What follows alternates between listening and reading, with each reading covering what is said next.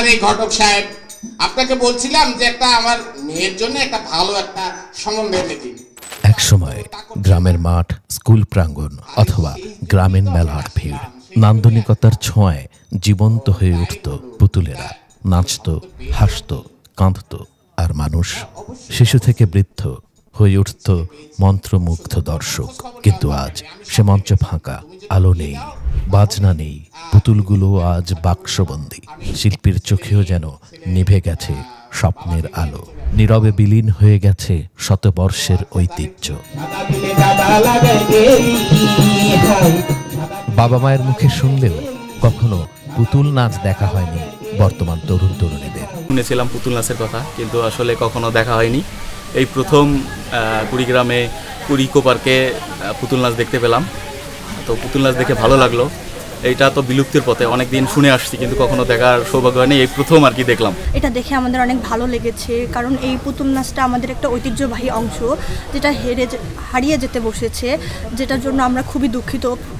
আর আমরা এ সম্পর্কে আমাদের মা বাবার কাছে আগে থেকে জানতে পেরেছিলাম। তারা আমাদেরকে যখন গল্প বলে তখন আমাদের খুব ভালো লাগে, আমাদেরও দেখার জন্য আগ্রহ বেড়ে যায়, কিন্তু আমরা কখনো দেখতে পারিনি।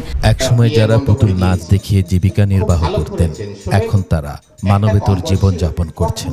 নেই কোনো সরকারি সহযোগিতা, নেই তেমন আয় রোজগার, আর সেই সঙ্গে হারিয়ে যাচ্ছে এক একজন জীবন্ত কাহিনীর নির্মাতা, পুতুল নাচের শিল্পী। পুতুল নাচের সাথেই আমি অনুষ্ঠান করি, বা এর ফাঁকে ফাঁকে সাংস্কৃতিক অনুষ্ঠান করি, গণনাটক করি, মানে এইটা দিয়ে যে আমার জীবনযাপন কাটে।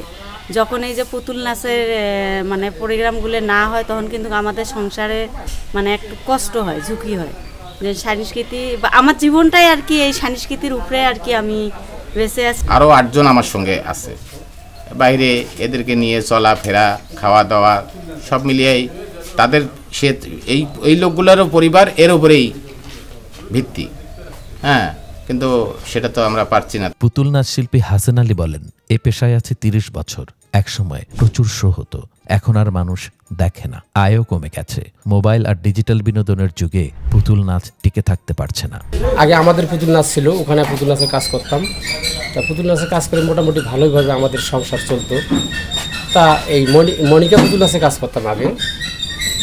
তখন আমি প্রায় 25-26 বছর এইরকম পুতুল নাচে কাজ করছি।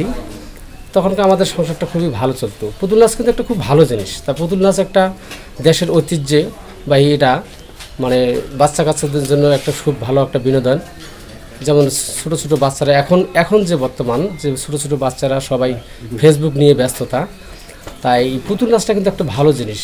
যদি আমরা এই ফেসবুক থেকে ফিরে আসতে চাই বাচ্চাদেরকে, তাইলে কিন্তু আমরা এই পুতুল নাচটাকে ঐতিহ্যকে আমরা মানে বাঁচিয়ে রাখতে হবে। তা এই আমাদের কুড়িগ্রাম জেলার যেমন অনেক বড় বড় লোক আছে, তাদের কাছে আমার একটা অনুরোধ, আমাদের আবারও পুরোনো এই মনিকা পুতুল নাচ এবং এই কিশোরী পুতুল নাচ, এই পুতুল নাচগুলি সবাই যেন আরও সবাই চলাইতে পারি, এইভাবেই আমাদের যেন আর কষ্ট না হয়। তবে এ শিল্পের সাথে জড়িতরা বলছেন, কেবল আন্তরিকতা নয়, টিকে থাকার জন্য দরকার নিয়মিত সহযোগিতা, প্রশিক্ষণ ও পৃষ্ঠপোষকতা। তা না হলে পুতুল নাচের মতো একদিন হারিয়ে যাবে এ শিল্পের শেষ প্রজন্মটিও।